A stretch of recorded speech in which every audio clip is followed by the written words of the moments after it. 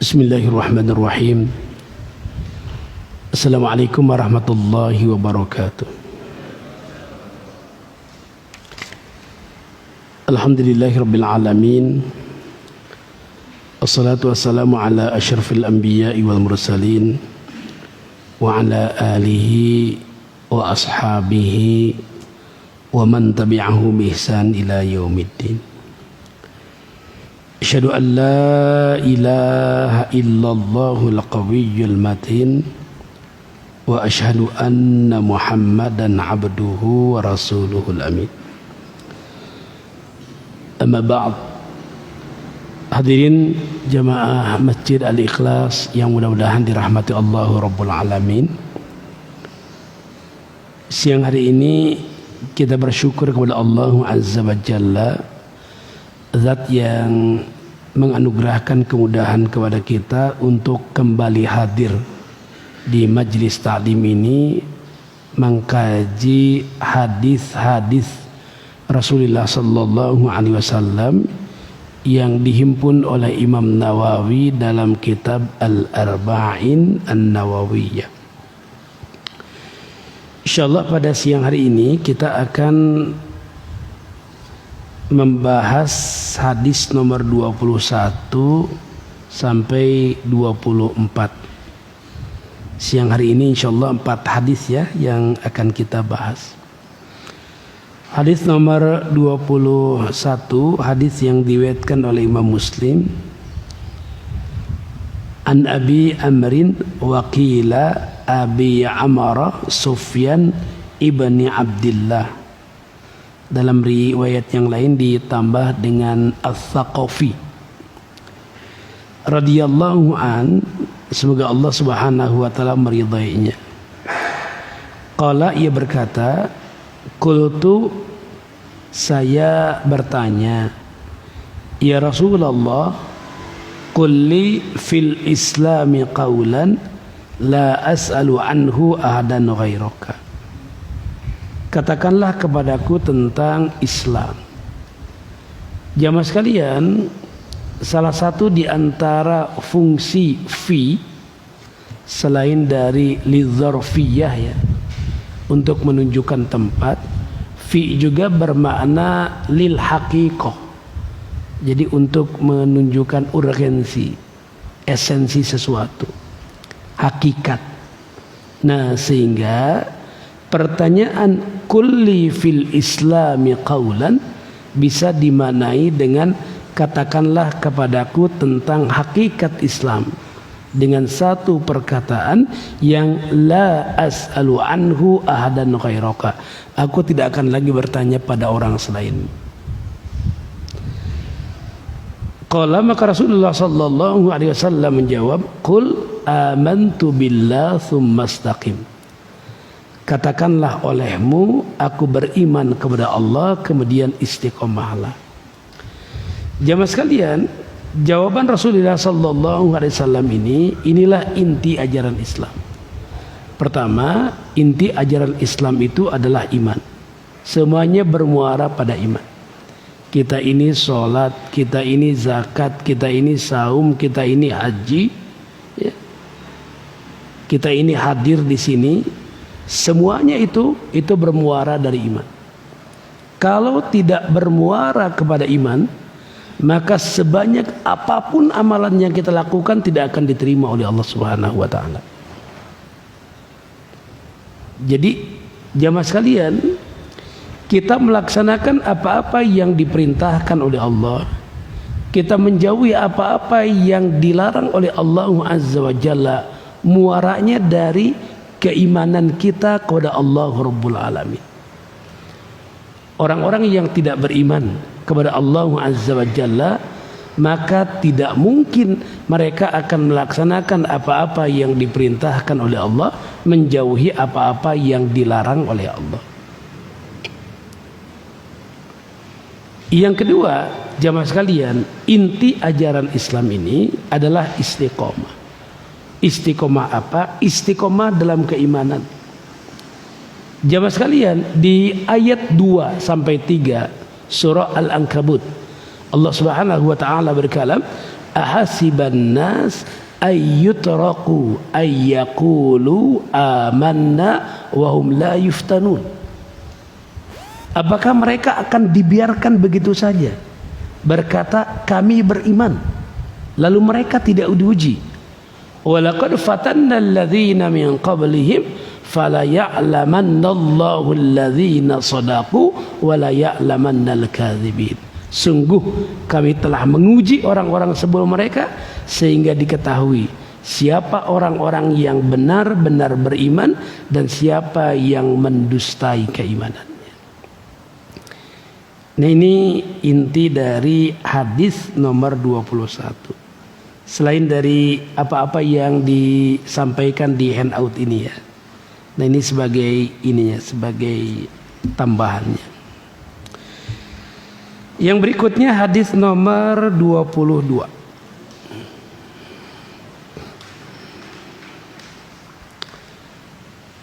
Hadis yang diriwayatkan oleh Imam Muslim.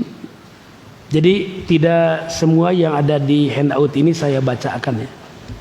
Jadi kalau yang mudah dibaca, mudah difahami, disampaikan intinya aja.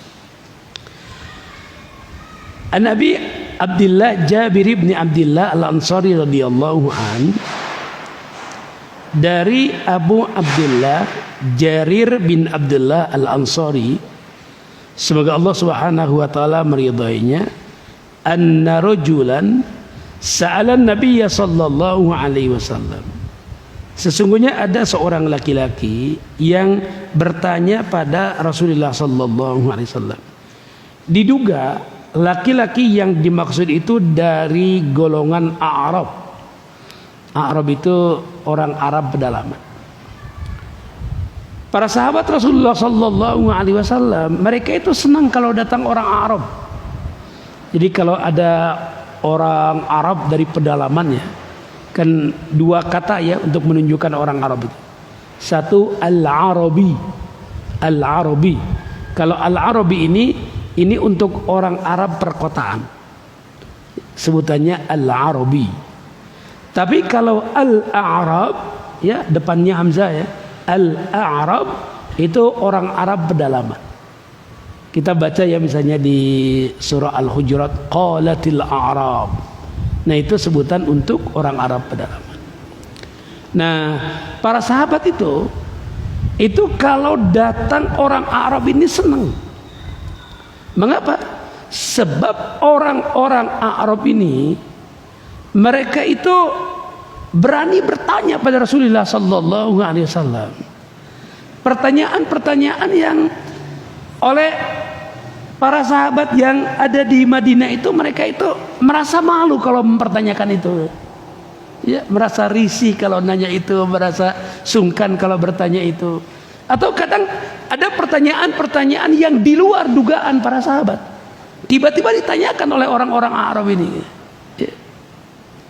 Nah, jamaah sekalian, jadi orang-orang Arab ini kan memang orang-orang pedalaman ya, orang-orang di pinggiran yang mereka itu kalau dari sisi adab ya, dari sisi sopan santun itu ya, kalau orang kota bilang ndak sopan, wong deso gitu.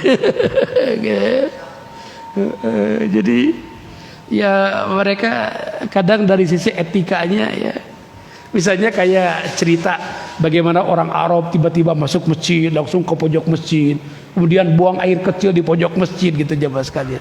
Nah, mereka lakukan itu bukan karena sengaja mereka mau melecehkan masjid. Kalau sekarang iyalah. Kalau sekarang ada misalnya tiba-tiba datang ke Masjid Al-Ikhlas kemudian buang air kecil, itu penghinaan kalau itu. Ya, bisa kita pastikan itu penghinaan gitu. Tapi kalau saat itu jamaah sekalian, kan di luar masjid sama di dalam masjid sama jamaah sekalian. Ya, sama-sama padang pasir maksudnya Pak. Ya, sama-sama padang pasir, hanya karena disekat saja kan oleh pelepah kurma gitu. Ya, karena hanya dibatasi aja. Tidak menjadi sebuah bangunan yang berbeda dengan di luar gitu. Nah, sehingga kadang orang Arab yang dia ya kurang pendidikan etika mungkin, Mereka masuk masjid langsung saja. Ternyata dia itu datang ke masjid bukan mau menzolimi Nabi, bukan mau melecehkan, tapi justru ada sesuatu yang ditanyakan dan pada akhirnya dia ya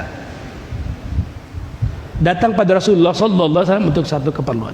Nah, seperti halnya ini. Kita lihat pertanyaannya jamaah sekalian. Ia berkata, "Ara'aita, bagaimana pendapatmu ya? Idza shallaitul maktubata wa sumtu ramadhana wa ahlaltul halal wa haramtul haram wa lam azid ala dzalika syai'an adkhulul jannah." Bagaimana pendapatmu jika aku sholat yang 5 waktu, aku saum Ramadan, aku menghalalkan apa-apa yang dihalalkan, aku mengharamkan apa-apa yang diharamkan, dan aku tidak menambah sedikit pun. Adkhulul jannah, apakah aku akan masuk surga? Maka Rasulullah sallallahu alaihi wasallam menjawab, "Na'am." Iya. Kita lihat coba sekalian, ini redaksinya ya. Redaksinya ini. Orang itu datang pada Nabi, ya. Ia mempertanyakan, "Ya Rasul." Ya. Atau bahasa ya di sini, bagaimana pendapatmu nih? Kalau saya itu hanya sholat yang 5 waktu, hanya saum Ramadan, saya menghalalkan apa yang dihalalkan oleh Allah, saya mengharamkan apa yang diharamkan oleh Allah, sudah, saya nggak nambah apa-apa, segitu aja, masuk surga nggak? Masuk ke. Ini kan kalau kita yang dengar jamaah sekalian ya di situ, ya jelema teu sopan cenah ya.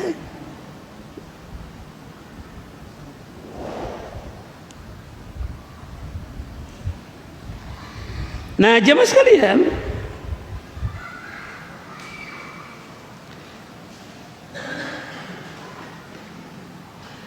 tapi ada beberapa pelajaran yang kita petik dari hadis ini. Yang pertama, jamaah sekalian, kaum muslimin generasi pertama, baik dari kalangan Arab, orang Arab pedalaman, orang Arab perkotaan, maupun dari kalangan Arab, orang Arab pedesaan, mereka adalah orang-orang yang semangat bertanya. Orang bodoh itu kan ada 3 katanya jamaah sekalian. Kalau di Tatar Sunda, ambil ininya dari orang Sunda. 1, bodoh alewo. Bodoh alewo itu orang bodoh yang senang bertanya. Nah ini kalau orang bodoh senang bertanya itu insya Allah cepat pintar. Ya nanya, kalau nggak tahu nanya, kalau nggak tahu nanya. Yang kedua ada bodoh katotoloyo. Bodoh katotoloyo itu orang bodoh tapi nggak mau bertanya. Nah, ini kalau di jalan bisa tersesat itu jamaah sekalian. Ya, orang bodoh tapi sungkan bertanya. Yang ketiga, ayah bodoh ngaheot jamaah sekalian. Apa itu bodoh ngaheot? Orang bodoh tapi sok pintar jamaah sekalian. Mau tahu lah, tahu. Padahal dia nggak tahu jamaah sekalian. Ya, tapi gengsi bertanya. Bahaya kalau kayak gini nih. Makanya katanya gini, orang itu ada yang yadri annahu yadri, ada yang yadri annahu la yadri, ada yang la yadri annahu yadri, ada yang la yadri annahu la yadri. Ada orang yang tahu kalau dia itu tahu, ada yang tahu kalau dia itu tidak tahu, ada yang tidak tahu kalau dia itu tahu, ada yang tidak tahu kalau dia tidak tahu. Ini yang bahaya yang keempat ini. Yang pertama kan bagus ya, orang yang tahu kalau dia tahu. Nah dia berarti tinggal memberi penerangan ya, ngajari. Orang yang yadri annahu la yadri, dia tahu kalau dia tidak tahu, belajar. Orang yang la yadri annahu yadri, orang yang tidak tahu kalau dia tahu, kasih tahu ya, bahwa sebetulnya kamu mampu, kamu tahu, jelaskan. Nah yang parah ini yang keempat nih, orang yang tidak tahu kalau dia tidak tahu.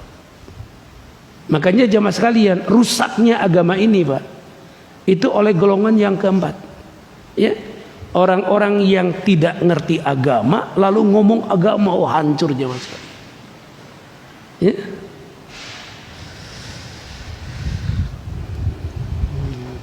Kayak misalnya perbedaan awal Ramadan atau apalah ya. Terus yang ditanya selebriti ya berantakan jamaah sekalian.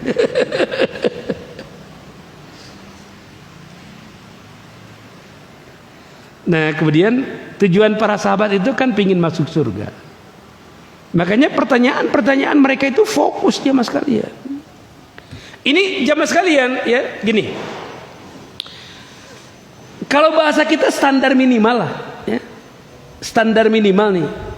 Jadi kalau ini orang itu bukan bermaksud tidak akan menambah dengan amalan-amalan lain, nggak akan melakukan amal-amal lain. Tapi ini bicara standar minimal nih.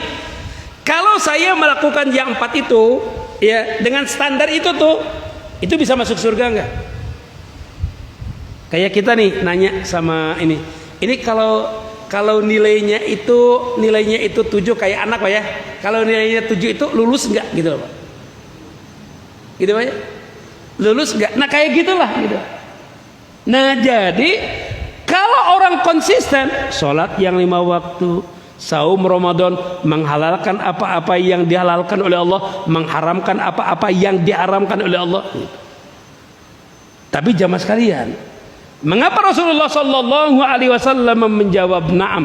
Karena sesungguhnya pada bagian yang ketiga, menghalalkan apa-apa yang dihalalkan oleh Allah, mengharamkan apa-apa yang diharamkan oleh Allah, ini kan mencakup semua jemaah sekalian.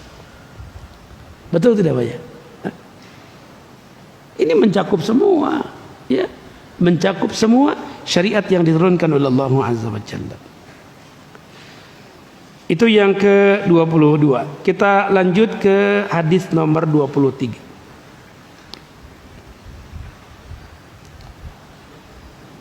An-Nabi Malik Al-Harith Ibn Asim Al-Ash'ari. Nah, Al-Ash'ari itu nama suku jemaah sekalian. Yang Rasulullah Sallallahu Alaihi Wasallam memberi apresiasi pada suku Al-Ash'ari ini. Karena jemaah sekalian, ini Bani Ash'ari ini Pak, ya, suku Ash'ari ini.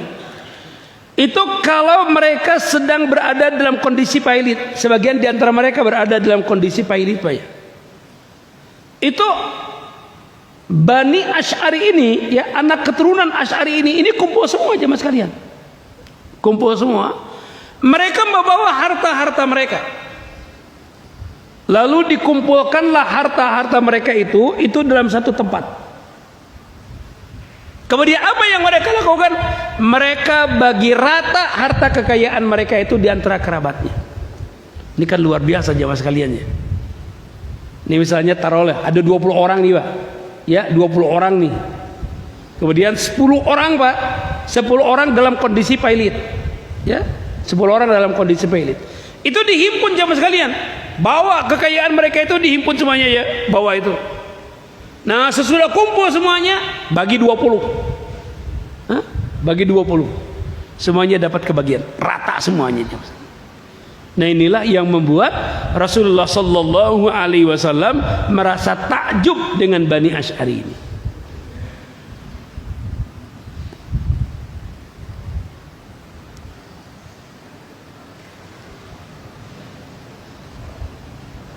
Abu Malik Al-Harith bin Salim bin Asim Al-Ash'ari radhiyallahu an, ia berkata, qala Rasulullah Sallallahu Alaihi Wasallam, telah bersabda Rasulullah Sallallahu Alaihi Wasallam, at-tuhuru syatrul iman. Bersuci itu sebagian dari iman. Walhamdulillah tamla'ul mizan. Alhamdulillah itu memenuhi timbangan. Wa subhanallah walhamdulillah tamla'ani atau tamla'u ma bainas sama'i wal ardh. Alhamdulillah, ucapan subhanallah dan alhamdulillah keduanya memenuhi antara langit dan bumi. Wassalatu nurun, sedekah itu adalah, salat itu adalah cahaya. Wassadaqatu burhanun, sedekah itu adalah bukti. Wasabru diyaun, sabar itu adalah cahaya. Wal Qur'anu hujjatun, Quran itu adalah hujjah laka aw alaika, yang akan menyelamatkanmu atau yang akan menuntutmu. Kullun nas yaghdu, setiap manusia itu setiap paginya melanjutkan perjalanan hidupnya. Fabayya'un nafsahu, lalu ia menjual dirinya. Famu'tiquha au mubiquha, ada orang yang menjual dirinya untuk keselamatannya, ada juga orang yang menjual dirinya untuk kebinasaan. Yang pertama, jamaah sekalian, at-tuhuru syatrul iman. Nah ini jamaah sekalian ya, yang mendasari mahfudhat atau kata mutiara an-nadzafatu minal iman. Jadi kalau an-nadzafatu minal iman itu bukan hadis. An-nadzafatu minal iman itu mahfudhat. Mahfudhat itu kata mutiara. Ya, kata mutiara. Coba aja cari jamaah sekalian, an-nadzafatu minal iman. Bunyi hadisnya kayak gitu. Nggak ada. Setahu saya coba browsing ya. Saya kan punya software hadis ya. Saya coba browsing, saya ke maktabah nggak ada. Nah, yang ada ini at-tuhuru syatrul iman. Jadi bersuci itu sebagian dari iman. Jadi kalau an-nadzafatu minal iman, kebersihan itu sebagian dari iman. Apa dalilnya? Ini dalilnya, at-tuhuru syatrul iman. Yang berikutnya, hadis ini, jadi jamaah sekalian, at-tuhuru syatrul iman ini sesungguhnya menjadi inspirasi, menjadi motivasi bagi kaum muslimin untuk berada di garda depan dalam soal kebersihan. Jadi jangan sampai gini jamaah sekalian, dalilnya ada di kita, prakteknya ada di orang lain. Ya Pak ya? Dalilnya kita yang pegang. Dalilnya kita yang pegang, tapi pengejawantahannya ada di orang lain. Di Jepang itu jamaah sekalian bersih. Anak-anak di sekolah itu mereka itu biasa bersih-bersih toilet ya, kelas. Ada, coba jamaah sekalian browsing ya bagaimana pendidikan dasar di Jepang itu jamaah sekalian. Saya pernah menyaksikan video di YouTube itu bagaimana anak-anak sekolah di Jepang. Di Jepang anak-anak SD itu nggak banyak belajar teori jamaah sekalian. Kalau kita anak SD itu mumet jamaah sekalian. Lihat rapotnya saja pusing, apalagi belajarnya jamaah sekalian. Banyak pelajarannya, ya Pak ya, nggak jelas. Ini memang harus, pendidikan ini harus dirombak jamaah sekalian. Ini kalau nanti di antara jamaah sekalian jadi menteri pendidikan, harus dirombak jamaah sekalian. Ini pendidikan ini something wrong ya. Jadi ada sesuatu yang salah. Di sana pelajaran nggak banyak jamaah sekalian. Dulu saya waktu aktif di salah satu sekolah ya, ada anak pindahan dari mana ya, dari Belanda kalau nggak salah. Itu lihat rapotnya pelajarannya hanya 4 ya Mas. Ya karena anak SD itu kan sebetulnya targetnya hanya calistung ya. Anak itu bisa baca, anak itu bisa nulis, anak itu bisa hitung. Selebihnya pendidikan karakter. Bagaimana anak itu terbiasa nih sejak kecil itu disiplin, ya, tepat waktu, ya kan, jujur, kan gitu. Makanya di Jepang itu yang namanya beres-beres kelas itu anak yang melakukan. Saya pernah ke salah satu pondok pesantren ya Mas sekalian, di daerah Sumedang ya, di salah satu pondok pesantren itu jamaah sekalian, pesantren itu bersih Pak. Salut saya lihat. Masuk ke asrama ya, masuk ke asrama jamaah sekalian, dibawa sama pimpinan pondoknya ya. Masuk masuk ke asrama, bersih jamaah sekalian. Lihat kamar-kamar ya, kamar-kamar santri anu biasana berupat, ya, bersih jamaah sekalian. Lemari itu dibuka loh Pak, lemari-lemari anak-anak itu, ya, lemari anak-anak itu dibuka rapi jamaah sekalian. Buku, kemudian pakaian dilipat rapi. Nggak boleh ada cucian gantung didinya katanya, nggak boleh. Tempat tidur rapi. Siapa yang merapikan semua itu? Santri. Mengapa? Kebersihan itu bagian dari pembelajaran. Kalau kita kan sekarang anak-anak itu ngebos jemaah sekalian, betul nggak? Kita ini ngedidik bos ini Pak. Datang ke sekolah sudah rapi, gitu Pak ya. Ke toilet tinggal make, gitu. Makan sudah disiapkan, gitu Pak ya. Hah? Jadi kita ini jadi ngedidik anak-anak ngebos itu jamaah sekalian. Ya memang di sana juga kalau masak ada yang masakin, karena kalau santri masak kan makan waktu gitu jamaah sekalian. Tapi kalau hal yang memungkinkan dilakukan oleh mereka, dilakukan oleh mereka. Nah jadi kadang nih ya, kita ini nganggap bersih-bersih kayak kloset kayak gitu sebagai pekerjaan, padahal itu bagian dari pembelajaran kan harusnya. Makanya simple filosofis dari pimpinan pondok di situ. Kalau kami Ustaz kata dia, prinsipnya itu makin banyak orang makin bersih. Benar Pak ya? Makin banyak orang makin bersih. Mengapa? Semakin banyak orang yang peduli dengan kebersihan. Jamaah sekalian, kalau petugas kebersihannya satu Pak, jamaahnya ada 100 yang ngotorinnya, ya dijamin kotor terus. Betul Pak ya? Tapi petugas kebersihannya satu, jamaahnya 100, dan yang 100 itu peduli kebersihan, kinclong masjid itu jamaah sekalian. Nah, jadi kalau kebersihan itu bagian dari iman, ya kita harusnya jadi pelopor. Ya ulah nepikan kaki masjidnya kakoncara, aduh asup ke masjid. Pas ke kamar mandi jari jipen jamaah sekalian. Tahu jari jipen Pak ya?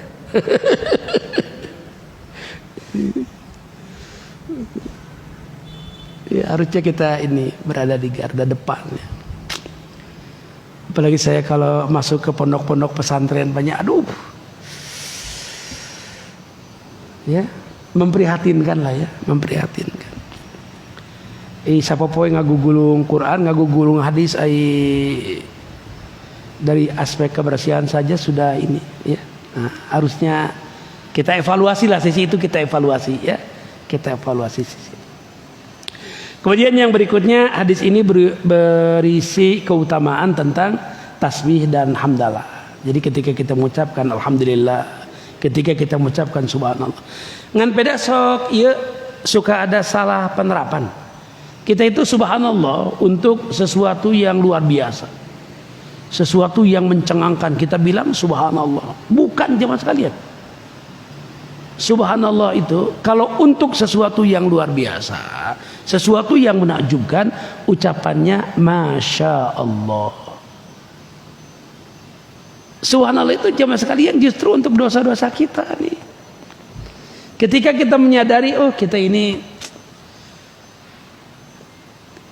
tidak luput dari kesalahan, tidak luput dari kekurangan, gitu ya. Seperti halnya ucapan Nabi Yunus alaihissalam ketika dia berkata, la ilaha illa anta subhanaka inni kuntu minadz zalimin. Kemudian jemaah sekalian, adanya timbangan di yaumil kiamat nanti, adanya mizan. Dan jemaah sekalian, ini ada satu riwayat ya, bahwa bagaimana kalimat la ilaha illallah ya di yaumil kiamat nanti berwujud bitaqah, berwujud kartu, dan itu timbangan yang sangat berat dibandingkan dengan dosa-dosa yang dilakukan oleh seorang anak Adam ya. Makanya perbanyaklah berzikir kepada Allah Rabbul Alamin. Salah satu di antara zikir itu adalah tahlil. Kemudian yang berikutnya, hadis ini menunjukkan keutamaan sholat. Nah, di sini sebutkan ya, sholat itu cahaya, sedekah itu pembuktian. Nah, kemudian sabar itu adalah cahaya. Kemudian Al-Quran itu bisa menyelamatkan kita, bisa mencelakakan kita, tergantung bagaimana sikap kita terhadap Al-Quranul Karim. Man ja'alahu amamahu, dalam riwayat yang lain, man ja'alahu amamahu qadahu ilal jannah. Siapa yang menjadikan Al-Quran itu di depannya, maka Al-Quran itu akan menuntun ia ke surga. Wa man ja'alahu khalfahu, tapi siapa orang yang menjadikan Al-Quran di belakangnya, dia tidak berpedoman terhadap Al-Quranul Karim, maka saqahu ilan nar. Al-Quran itu akan menyeret ia ke neraka. Kemudian kata Rasulullah sallallahu alaihi wasallam, kullun nas yaghdu, setiap manusia itu di setiap paginya ia melanjutkan perjalanan hidupnya, lalu ia menjual dirinya. Ada orang yang menjual dirinya untuk keselamatannya. Siapa dia? Orang yang menjual dirinya kepada Allah Azza wa Jalla dengan melaksanakan apa-apa yang diperintahkan oleh Allah, menjauhi apa-apa yang dilarang oleh Allah. Makanya jemaah sekalian, kalau kita baca ya dalam Al-Quranul Karim, itu kerap kali jemaah sekalian amal soleh itu digambarkan dengan perniagaan. Ya ayyuhalladzina amanu hal adullukum ala tijaratin tunjikum min adzabin alim.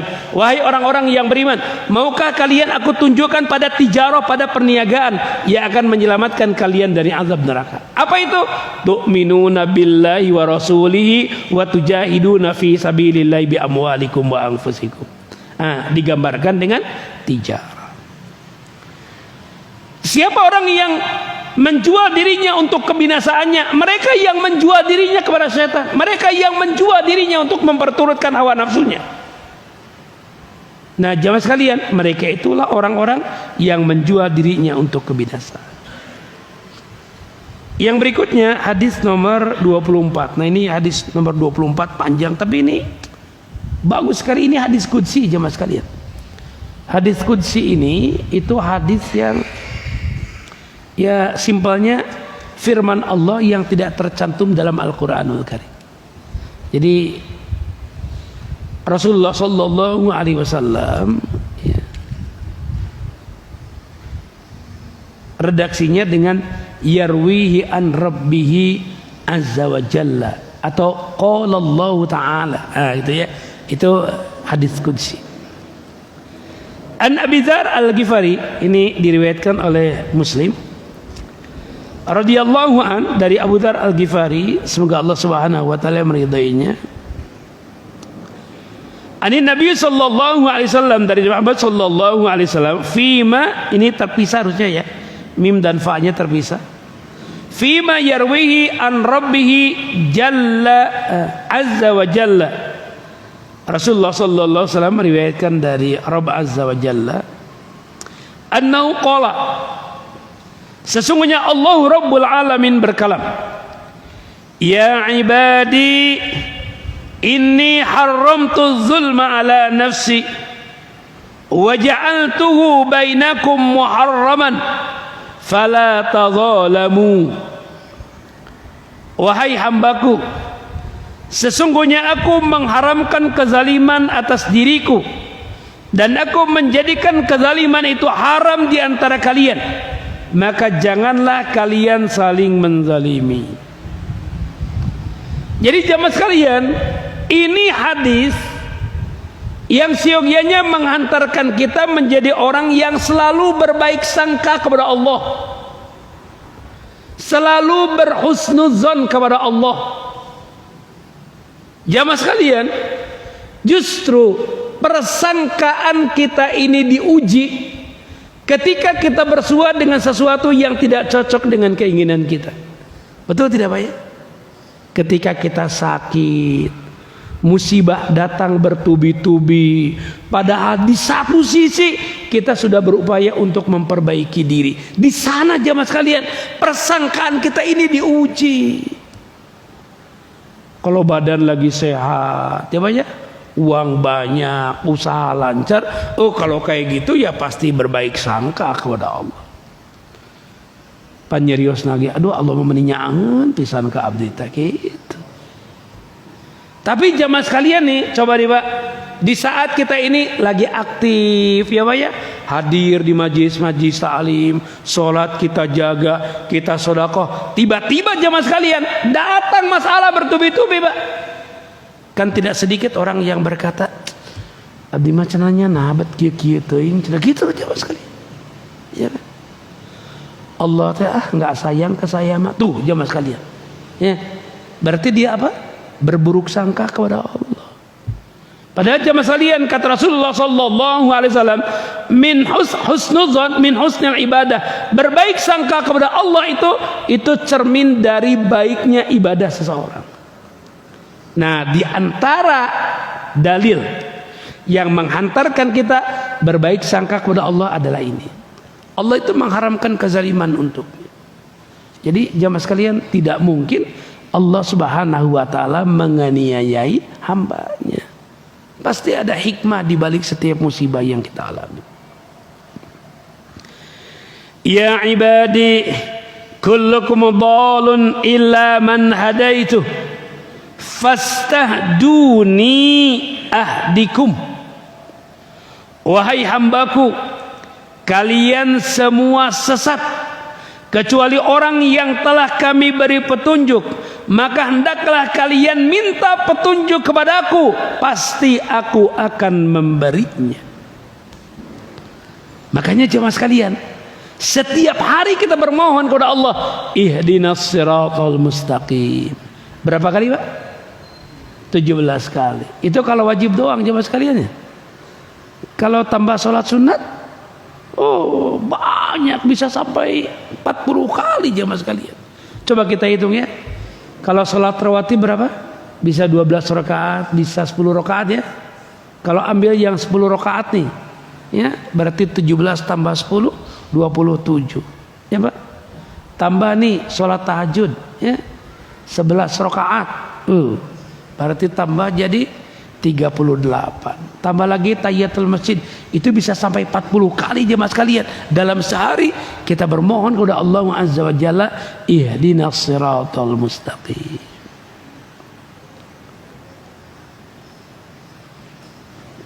Ya ibadi, kullukum ja'iun illa man at'amtuhu fastad'imuni ut'imukum. Wahai hambaku, kalian semua adalah orang yang lapar kecuali orang yang aku beri makan. Maka hendaklah kalian minta makan kepadaku, pasti aku akan memberi. Kita ini enak aja jemaah sekalian ya. Ketika sahur, ketika buka kita makan. Bahkan suka nanya gini, nanti buka makan apa ya? Gitu ya. Nanti sahur makan apa ya? Padahal jemaah sekalian, setiap suapan yang kita makan itu sesungguhnya nikmat yang dikaruniakan oleh Allah Rabbul Alamin kepada kita. Ini sebagai bahan tafakur nih Pak nih. Cecak itu jemaah sekalian makanannya nyamuk. Ya Pak? Cecak itu makanannya nyamuk. Nyamuk itu bisa terbang, cecak gak bisa terbang. Ya Pak? Tapi bagaimana Allah Subhanahu wa ta'ala menganugerahkan kemudahan kepada cecak itu untuk bisa menangkap nyamuk-nyamuk itu, ya, lalu ia memakan. Ini ada orang cerita jemaah sekalian, pingin tahu nih bagaimana Allah ngasih rizki pada hambanya kalau saya nggak berusaha. Ceritanya orang ini pergi ke hutan jemaah sekalian, ya, pergi ke hutan, masuk gua, diem saja di gua. Dia pingin tahu bagaimana Allah mendatangkan rizki pada hambanya. Qadarullah jemaah sekalian. Tiba-tiba masuk orang-orang Pak, berteduh ke gua itu, ya. Kata dia, ada orang nih. Maka dia pura-pura mati jemaah sekalian ya. Pura-pura. Salah seorang di antara mereka menyalakan api jemaah sekalian. Ya kayak api unggun lah ya. Lalu kata mereka, itu ada orang terbaring tuh katanya. Jangan-jangan ini orang yang tersesat jalan ini. Lalu dia kelaparan di sini. Coba periksa. Diperiksa jemaah sekalian.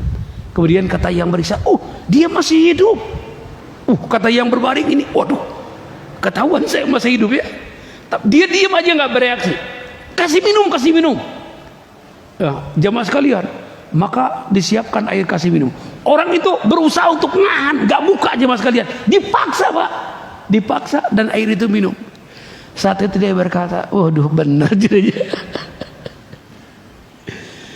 Bagaimana Allah Subhanahu Wa Taala menganugerahkan rezeki. Kalau jamaah sekalian mau uji coba ya silakan aja jamaah sekalian.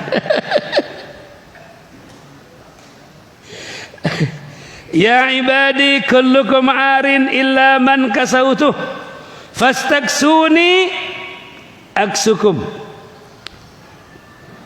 Wahai hamba Allah, kalian semua asalnya telanjang kecuali yang telah aku beri pakaian, maka hendaklah kalian minta pakaian kepadaku, pasti aku akan memberinya. Ya, Allah yang mencukupi kebutuhan sandal. Ya. Coba jemaah sekalian perhatikan bagaimana dulu manusia itu menemukan pakaian, ya. Bagaimana tahapan-tahapan itu sampai pada akhirnya kita bisa berpakaian seperti ini. Itu menjadi bahan renungan kita. Ya ibadi innakum tukhti'una bil-lail wan-nahar wa ana aghfiru dzunuba jami'an fastaghfiruni aghfir lakum. Wahai hambaku, sesungguhnya kalian berbuat dosa pada waktu malam dan siang, dan aku mengampuni dosa-dosa itu semuanya, maka mintalah ampun kepadaku, pasti akan mengampuni kalian. Ya ibadi innakum lang tablughu dharri fatadurruni wa lam tablughu naf'i fatanfa'uni. Wahai hambaku, sesungguhnya kalian tidak akan dapat membinasakanku dan kalian tidak akan dapat memberikan manfaat kepadaku. Semua manusia beribadah kepada Allah Azza wa Jalla, tidak sedikit pun menambah kemuliaan Allah. Semua manusia bermaksiat kepada Allah Rabbul Alamin, tidak akan sedikit pun mengurangi kemuliaan Allah. Ya ibadi law annakum awwalakum wa akhirakum wa insakum wa jinnakum kanu ala atqalbi rajulin wahidin minkum ma zada laika fi mulki syai'an. Wahai hambaku, andai orang yang pertama sampai yang terakhir, manusia, jin, semua menjadi orang yang paling takwa di antara kalian, maka tidak akan menambah kerajaanku sedikit pun. Ya ibadi law anna awwalakum wa akhirakum wa insakum wa jinnakum kanu ala afjadi qalbi rajulin wahidin ma naqasa dzalika min mulki syai'an. Andai manusia itu dari yang pertama sampai akhir, bangsa jin, bangsa manusia, ya, mereka semua menjadi orang yang hatinya paling buruk, maka itu tidak menambah kerajaanku sedikit. Kemudian nih, ya ibadi law anna awwalakum wa akhirakum wa insakum wa jinnakum qamu fi sa'idin wahidin fasa'aluni fa'adaitu kulla insanin mas'alatah ma naqasa dzalika mimma indi ila kama yanqusul mikhyat idza udkhilal bahr. Kalau manusia ini berkumpul jamaah sekalian di satu tempat, manusia dan jin ini, dari yang pertama sampai yang akhir, semua mereka menengadahkan tangan nih Pak, meminta kepada Allah. Kemudian setiap permintaan itu dikabulkan oleh Allah Azza wa Jalla.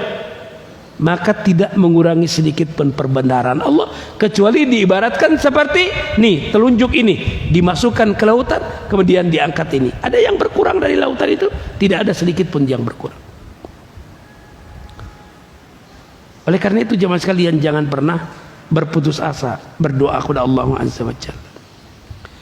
Kemudian terakhir, ya ibadi innama hiya a'malukum uhsiha lakum thumma uwaffikum iyyaha faman wajada khairan falyahmadillah wa man wajada ghaira dzalik fala yalumanna illa nafsah. Kemudian kata kalam Allah Subhanahu wa taala di sini, wahai hambaku, sesungguhnya inilah amal perbuatan kalian. Aku catat semuanya untuk kalian. Kemudian kami akan membalasnya. Maka barang siapa yang mendapatkan kebaikan, hendaklah bersyukur kepada Allah. Dan barang siapa yang mendapatkan selain dari itu, maka janganlah sekali-kali ia menyalahkan kecuali dirinya sendiri. Faman ya'mal mithqala dzarratin khairan yarah wa man ya'mal mithqala dzarratin syarran yarah. Barang siapa orang yang melakukan kebaikan, sekecil apapun kebaikan yang dilakukannya akan diperlihatkan oleh Allah. Siapa orang yang melakukan keburukan, sekecil apapun keburukan yang dilakukannya juga akan diperlihatkan oleh Allah Azza wa Jalla. Pantas jemaah sekalian, kalau Abu Sa'id rahimahullah mengatakan, kana Abu Idris al-Khawlani idza haddatsa bihadzal hadits jassa ala rukbatayhi. Abu Idris al-Khawlani ini yang meriwayatkan hadis ini, jika dia membacakan hadis ini, dia langsung bersungkur untuk berlutut sebagai wujud ketundukan ia kepada Allah Azza wa Jalla.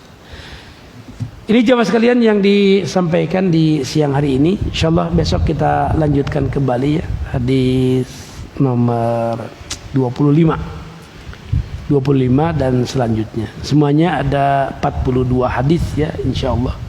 Dan insyaallah akan diselesaikan di bulan Ramadan ini sampai hari terakhir nanti ya insyaallah. Subhanakallahumma bihamdika asyhadu an la ilaha illa anta astaghfiruka wa atubu ilaik.